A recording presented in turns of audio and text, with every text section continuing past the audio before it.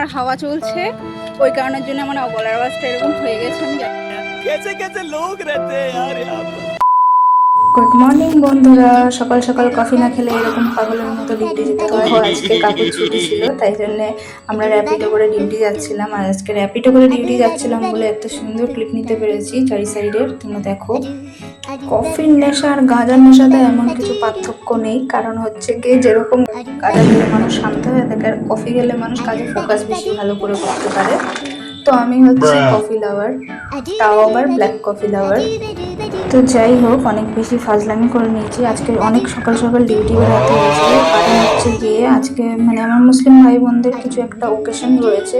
ওনাদের মধ্যে কার যেন বার্থডে থাকে, তো এই দিনে ওনাদের রেলি বেরোয়, সেই কারণের জন্য যেতে হচ্ছে। একটা খুশির খবর হচ্ছে এটা যে আজকে আমি আর আমার ভাই একসাথে কাজ করব, তো সেই কারণের জন্য সবাই আলাদা আলাদা র্যাপিডো করে যাচ্ছে। তো আমিও এদিকে আলাদা র্যাপিডোতে যাচ্ছি। ওরা আমার কমসে কম 20 মিনিট আগেই বেরিয়ে গেছিলো, আমার আসতে একটু লেট হয়েছিল। তো ওই জন্য আমি লাস্টে একাই যাচ্ছি। এতক্ষণে তো ওরা পৌঁছেও গেছে। মনে হচ্ছে একটু অর্ধেক এখানে মনে হয় মনার হাওয়া চলছে, ওই কারণের জন্য আমার জানি না কেন। হ্যাঁ, বুঝতে পেরেছো?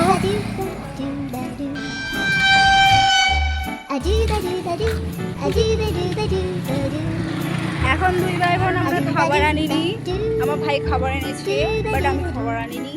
তাই আমি আর আমার ভাই এখন খাবার আনতে যাচ্ছি। আমাদের এখানে আজকে প্রচন্ড পরিমাণে ভিড় হবে।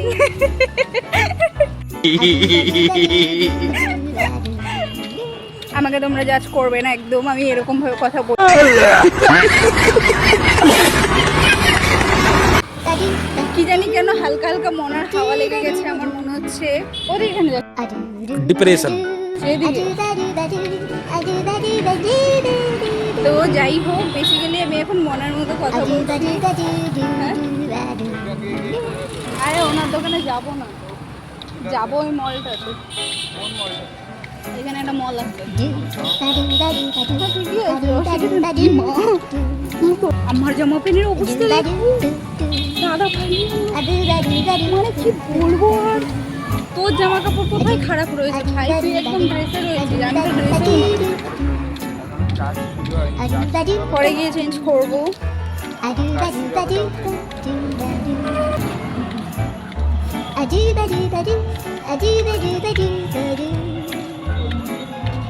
বেলুন টেলুন দিয়ে কত সুন্দর ভাবে